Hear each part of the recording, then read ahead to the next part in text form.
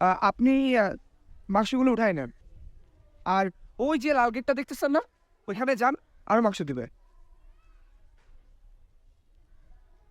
মাংস লইতাম, হ্যাঁ, লাল গেটও যাইতাম। মাংস নেবেন না? কোরবানির মাংস, একের গরু নেন, সমস্যা হবে না। কেডা মাংস নিব? কেলা আমি লইতাম মাংস? হ্যাঁ, আমি মাংস টুকাইতাম। মাংস নেবেন না? ও মামা গো, তারা কি তো কো?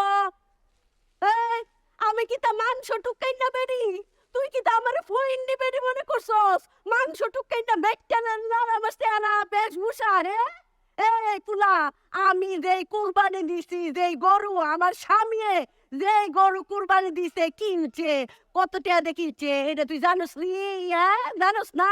গরু কিনছে 1,13,000 টাকা দিয়া। তুই আমারে কস মাংস টুকাই না বেরি আমি?